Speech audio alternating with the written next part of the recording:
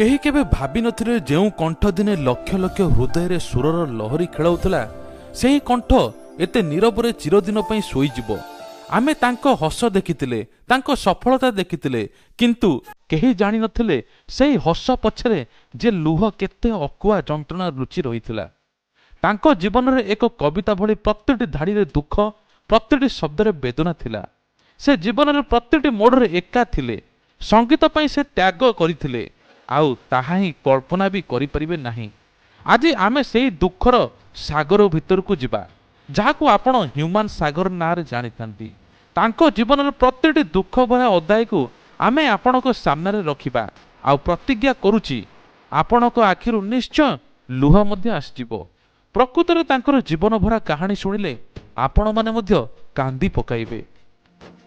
ତା ପୂର୍ବରୁ ଆପଣମାନେ ଯଦି ହ୍ୟୁମାନ ସାଗରଙ୍କର ଫ୍ୟାନ୍, ହ୍ୟୁମାନ ସାଗରକୁ ଭଲ ପାଆନ୍ତି, ତାଙ୍କ ଗୀତ, ତାଙ୍କ ପରଫର୍ମାନ୍ସ ଆପଣଙ୍କୁ ଭଲ ଲାଗେ, ଭିଡ଼ିଓଟିକୁ ଲାଇକ୍ କରି ଓମ୍ ଶାନ୍ତି ବୋଲି ଲେଖିଦେବେ, ଯାହାଫଳରେ ତାଙ୍କ ଆତ୍ମାର ସଦ୍ଗତି ମଧ୍ୟ ହେବ। ଟିଟଲାଗଡ଼ର ପୁରୁଣା ଘରର ଦୃଶ୍ୟ। ଛୋଟ ପିଲା ହ୍ୟୁମାନ ଲ୍ୟାମ୍ପ ଆଲୁଅରେ ବସି ବାପାଙ୍କ ସହିତ ଗୀତ ଗାଉଥାଏ। ଆଉ ଘର ତାଙ୍କର ଥିଲା ବଲାଙ୍ଗୀର ଜିଲ୍ଲାର ଟିଟଲାଗଡ଼ରେ। 1990 ମସିହା ଏକ ସଙ୍ଗୀତ ପ୍ରେମୀ ପରିବାରରେ ଜନ୍ମ ନେଲେ ହ୍ୟୁମାନ। ଘରେ ଦରିଦ୍ରତା, ଅଭାବ ଅନଟନ ଲାଗି ରହୁଥିଲା, କିନ୍ତୁ ସଙ୍ଗୀତର ସ୍ୱର ଏବେ ବି କମି ନଥିଲା। ବାପାଙ୍କ ରାଗ, ମାଙ୍କ ଲୋକଗୀତ, ଏହି ସବୁ ହିଁ ଥିଲା ହ୍ୟୁମାନଙ୍କର ପିଲାଦିନର ସବୁଠାରୁ ବଡ଼ ସମ୍ପତ୍ତି। ସେ ଛୋଟବେଳୁ ହିଁ ସ୍ୱପ୍ନ ଦେଖୁଥିଲେ, ଦିନେ ମୁଁ ବି ଏହି ସଙ୍ଗୀତକୁ ନେଇ ବହୁତ ବଡ଼ ହେବି ଆଉ ଲୋକଙ୍କ ହୃଦୟକୁ ଛୁଇଁବି। ବାପା ମା ଚାହିଁଥିଲେ ପୁଅ ଭଲ ପାଠ ପଢ଼ି ଏକ ଚାକିରି କରୁ। ସେମାନଙ୍କ ସ୍ୱପ୍ନ ସାକାର କରିବା ପାଇଁ ହ୍ୟୁମାନ ବହୁତ କଷ୍ଟ କରି ପାଠ ମଧ୍ୟ ପଢ଼ିଲା। ଭଲ ଷ୍ଟୁଡେଣ୍ଟଟିଏ, ଆଉ MBA ପାଠ୍ୟକ୍ରମରେ ନାମ ଲେଖାଇଲେ। କିନ୍ତୁ ତାଙ୍କର ଥିଲା ଗୀତ ଗାଇବା।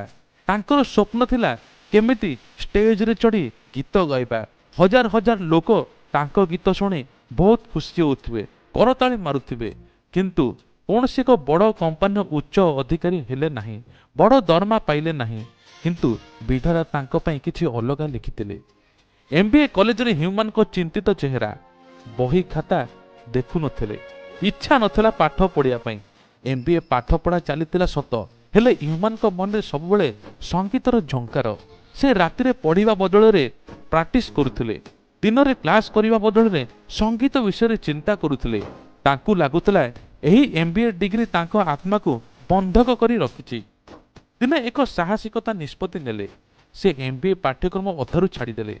ଭାବନ୍ତୁ ତ, ଆଜିର ସମାଜରେ ଯେଉଁଠି ପିଲାମାନେ ଗୋଟିଏ ଭଲ ଡିଗ୍ରୀ ପାଇଁ ବର୍ଷ ବର୍ଷ ଧରି ସଂଘର୍ଷ କରନ୍ତି, ସେଠାରେ ହ୍ୟୁମାନ ନିଜର ଏକ ସୁନେଲି ଭବିଷ୍ୟତ ସଙ୍ଗୀତ ପାଇଁ ବଳିଦାନ ଦେଲେ। ଘରେ ବାପା ମା ଦୁଃଖିତ ହେଲେ, ଲୋକେ ପାଗଳ ବୋଲି କହିଲେ। ଆରେ ଏଇ ପାଗଳଟା ନା କ'ଣ, ଏତେ ଭଲ ପାଠ ପଢ଼ିଥିଲା, MBAରେ ଆଡ଼ମିସନ୍ କରିଥିଲା, ଶେଷରେ ଅଧାରୁ ପାଠ ଛାଡ଼ିଦେଲା, ତାର ଭବିଷ୍ୟତ ଅନ୍ଧାର ହୋଇଗଲା। କେତେ ଲୋକ କେତେ କଥା ମଧ୍ୟ କହିଲେ, କିନ୍ତୁ ସେ ଜାଣିଥିଲେ ସଙ୍ଗୀତ ହିଁ ତାଙ୍କର ଏକମାତ୍ର ପରିଚୟ। କିନ୍ତୁ ହ୍ୟୁମାନ ତାଙ୍କ ନିଷ୍ପତ୍ତିରେ ଅଟଳ ଥିଲେ। ଛୋଟ ଛୋଟ ମଞ୍ଚରେ ଗାଇବା ଆରମ୍ଭ କଲେ। ଶେଷରେ ଭଏସ୍ ଅଫ୍ ଓଡ଼ିଶା ତାଙ୍କ ସଫଳତାର ଦ୍ୱାର ଖୋଲିଗଲା। ସେହି ମଞ୍ଚରେ ସେ ଗୀତ ଗାଇଲେ, ଲାଗିଲା ସାକ୍ଷାତ ଯେମିତି ଜଣେ ପରଫର୍ମାନ୍ସ, ଯେମିତି ଗୋଟେ ଆଗ ଧାଡ଼ିର ସିଙ୍ଗର ଗାଉଛି। ଆଉ ତାଙ୍କ ସ୍ୱରର ଯାଦୁର ସାରା ଓଡ଼ିଶା ମକ୍ତ ହୋଇଗଲା। ଆଉ ସେ ମଧ୍ୟ ୱିନର ପାଲଟି ଗଲେ। ଆଉ ଜଣେ ସାଧାରଣ ହ୍ୟୁମାନ ସାଗରରୁ ପାଲଟି ଗଲେ ଷ୍ଟାର ହ୍ୟୁମାନ ସାଗର। ଗୋଟିଏ ପରେ ଗୋଟିଏ ହିଟ୍ ଗୀତର କ୍ଲିପ୍, ଷ୍ଟୁଡ଼ିଓରେ ରେକର୍ଡିଂ, ଫ୍ୟାନ୍ ମାନଙ୍କର ଭିଡ଼, ହ୍ୟୁମାନଙ୍କ ଖୁସି କହିଲେ ନ ସରେ। ନୂଆ ନୂଆ ପାଦ ଦେଇଛନ୍ତି ସଙ୍ଗୀତ ଦୁନିଆରେ। ଲୋକଙ୍କର ପ୍ରବଳ ଭିଡ଼, କାରଣ ହ୍ୟୁମାନଙ୍କର ଗୀତ ଶୁଣିବା ପାଇଁ ଲୋକ ଅପେକ୍ଷା କରିଥାନ୍ତି। ସଙ୍ଗୀତ ପାଇଁ MBA ଡିଗ୍ରୀ ଛାଡ଼ିଥିବା ହ୍ୟୁମାନଙ୍କୁ ସଫଳତା ମିଳିଲା। ଧନ ସମ୍ପତ୍ତି, ଲୋକପ୍ରିୟତା ସବୁକିଛି ତାଙ୍କର ପାଦ ତଳେ ଥିଲା। କିନ୍ତୁ ଏହି ସଫଳତା ଆଲୁଅରେ ଦୁଃଖର ଅନ୍ଧାର ଛାଇ ପୁଣି ଘୋଟିଗଲା। ହ୍ୟୁମାନ ବହୁତ ଖୁସି ଥିଲେ, କାହିଁକି ନା ସେ ଚାହୁଁଥିଲେ ଲୋକଙ୍କୁ ପ୍ରତି ମୁହୂର୍ତ୍ତରେ ଏଣ୍ଟରଟେନମେଣ୍ଟ କରିବା, ଲୋକଙ୍କୁ ଦୁଃଖରୁ କେମିତି ଖୁସିକି ଆଣିବା। ଲୋକଙ୍କର ଜୀବନ ସହିତ ସେ ଗୀତ ଏମିତି ଲାଗୁଥିଲା ଜୀବନ୍ତ ଭଳି ଲାଗୁଥିଲା। କିଛି କିଛି ୟୁଥ୍, କିଛି ପିଲାମାନେ ମଧ୍ୟ ତାଙ୍କ ଗୀତ ଶୁଣି ମଧ୍ୟ ବହୁତ କିଛି ଆଗକୁ କରିଛନ୍ତି, ବହୁତ କିଛି ଭାବିଛନ୍ତି। କିନ୍ତୁ ଏହି ସଫଳତା ଆଲୁଅରେ ଦୁଃଖର ଅନ୍ଧାର ବି ଛାଇ ହୋଇ ରହିଗଲା। प्रथमे से निज प्रिय बापा को हराइले, जो बापा संगीत पई तांको प्रेरणा देइथिले चिरदिन पई चली गले। ह्यूमन को भितरु पूरा भांगी पड़िले।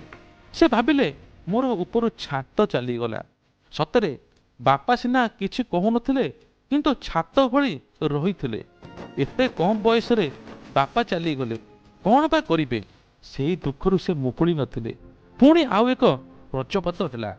ताको प्रिय भाईंकर मध्य मृत्यु होईगला। गोटिए परे गोटिए झटका ताको असहाय करिदेला। मांकर मुह को चाही निजर भविष्यत एवं परिवार को देखी से चुप रहिले। भीतर कोह को चापी स्टेज ऊपर को मध्य गले। लोकों को हसाइबा, एंटरटेनमेंट करिबा, मनोरंजन करिया पई निज भीतर दुख को लुचाई मंचरे सब बेले हसुथिले एवं गाउथिले।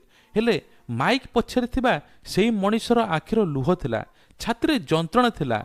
सेही जंत्रणर प्रतिध्वनि तांको गीतर स्वर भाबरे सुना जाउथिला। बेले बेले एमिति सैड गीत गाउथिले, सेथिरे मजी जाउथिले दर्शक। सतरे जेमिति ह्यूमन सागर सहित सेमिति किछि घटिछि, किंतु केही किछि बुझी पार नथिले। काहेकि ना एते खोला मिजाज, एते एंटरटेनमेंट, एते कॉमेडी करिबा पिला ताहा भितरे केते कोह अछि केही भी जानि नथिले। आउ हठात से भल पाई बसिले तांकर सहकर्मी को। तांको ना मध्य आपण माने जानिथिबे। धीरे धीरे तांकर बाहागर मध्य हेला।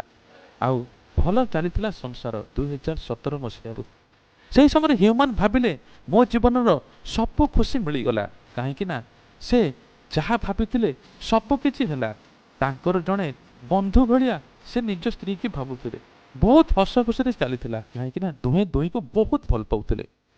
तबे ये मध्य बेसी दिने रहिला नाही। भांगी गला संसारर स्वप्न। झियो ओ स्त्री सहित ह्यूमन खुशीर झलक धीरे धीरे दूरे हेबार लागिला।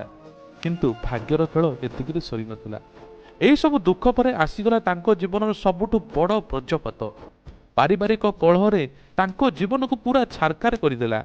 जो स्त्री अति भल पाउथिले, से जो झियो को निज जीवन बोली भाबुथिले, आउ सबु स्वप्न तांको सेही छाड़ी चलीगला।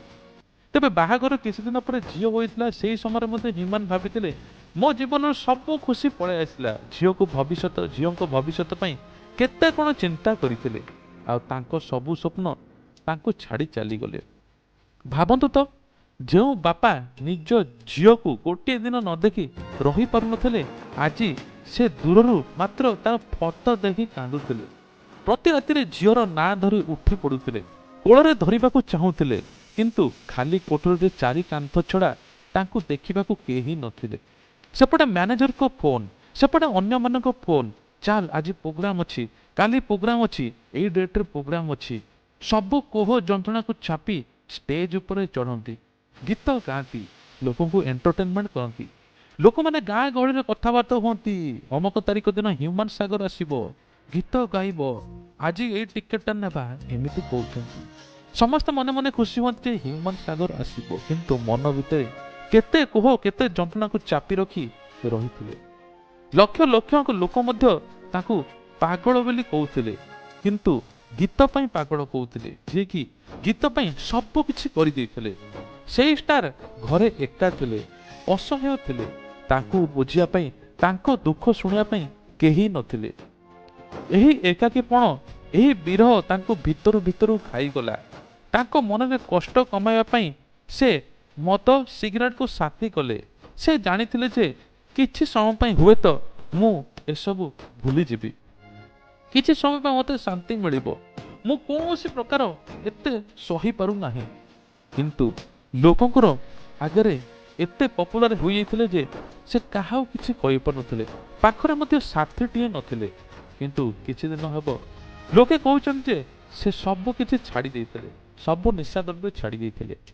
निशा समस्ते कहते निशा करी करी आज जीवन गला, किंतु ता भितरे केते कष्ट थिला से ही निजे जानिचंती।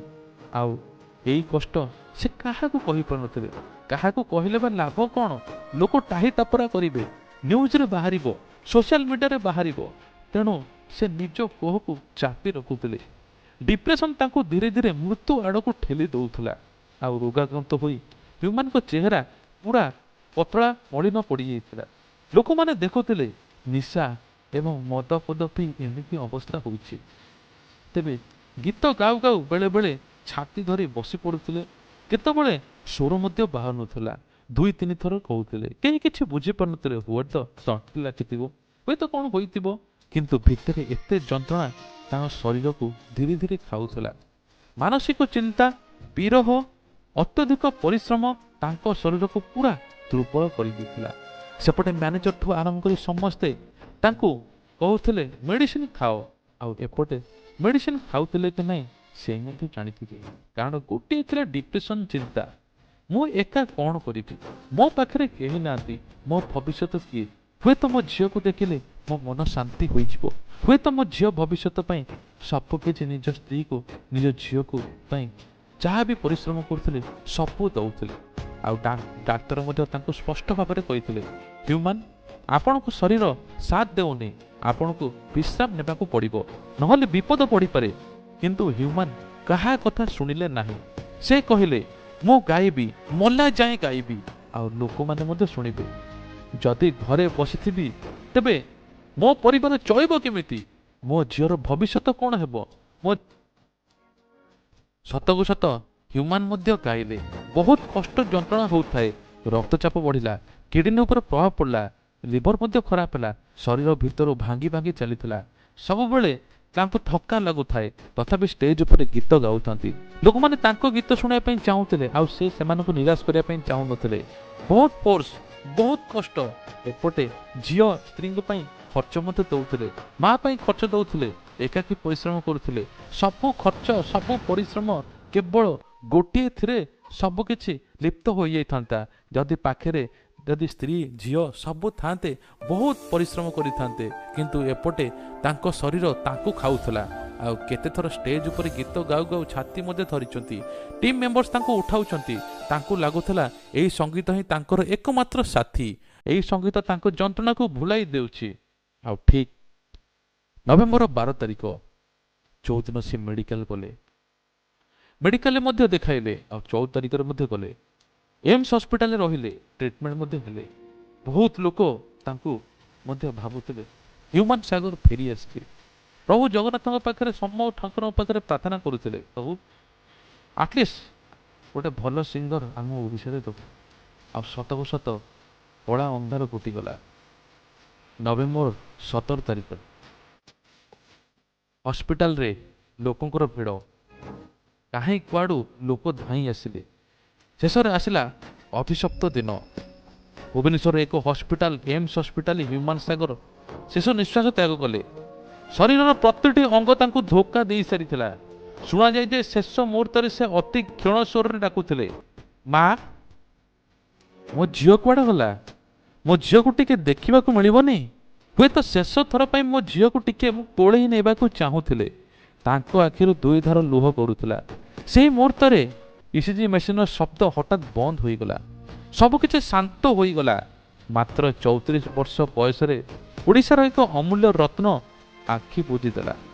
MBA ପାଠ ଛାଡ଼ି ସଙ୍ଗୀତ ପାଇଁ ନିଜକୁ ଉତ୍ସର୍ଗ କରିଥିବା ହ୍ୟୁମାନ ସାଗର ନିଜ ଜୀବନ ଯୁଦ୍ଧରେ ହାରିଗଲେ ସତ, କିନ୍ତୁ କୋଟି କୋଟି ଓଡ଼ିଆଙ୍କ ହୃଦୟରେ ଅମର ହୋଇ ରହିଗଲେ। ଆଜି ବି ଯେବେ ବର୍ଷାର ଝରକା କାଚରେ ଆସି ଲାଗେ କିମ୍ବା କୌଣସି ପ୍ରେମୀ ଯୁଗଳ ହୃଦୟ ଭାଙ୍ଗେ, ତେବେ ତାଙ୍କ କୋଠରୁ ବାହାରୁଥିବା ପ୍ରତିଟି ଶବ୍ଦ ପବନରେ ଭାସି ଆସେ, ଭୁଲିଗଲୁ ତୁ ମୋତେ। ଆଉ ତାଙ୍କ ମୃତ୍ୟୁ ହୁଏତ ଆମ ପାଇଁ ଏକ ପ୍ରଶ୍ନ ଛାଡ଼ିଗଲା, କିଏ ଦାୟୀ ତାଙ୍କ ଏହି ଅକାଳ ମୃତ୍ୟୁ ପାଇଁ? ସମୟ, ନା ସମାଜ, ନା ସେହି ଏକାକୀପଣ, ନା ବିଦାୟ ବନ୍ଧୁ? ଯୁଗ ଯୁଗ ପାଇଁ ତୁମ ସ୍ୱର ଅମର ରହୁ ବିଦାୟ ବନ୍ଧୁ, ଓମ୍ ଶାନ୍ତି।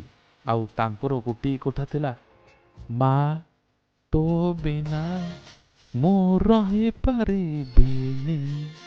ଏମିତି ବିଭିନ୍ନ ପ୍ରକାର ଗୀତ ଅଛି, ଯାହାକି ଆପଣମାନେ ଶୁଣିଲେ ମଧ୍ୟ ଆଶ୍ଚର୍ଯ୍ୟ ହୋଇଯିବେ, ଆଖିରୁ ଲୁହ ଝରିଯିବ। ଆଉ ଏମିତି ଗୀତ ପାଇଁ ଆପଣମାନେ ନିଶ୍ଚିନ୍ତ ଲଭ୍ ୟୁ ମା ଲେଖିଦେବେ କମେଣ୍ଟରେ।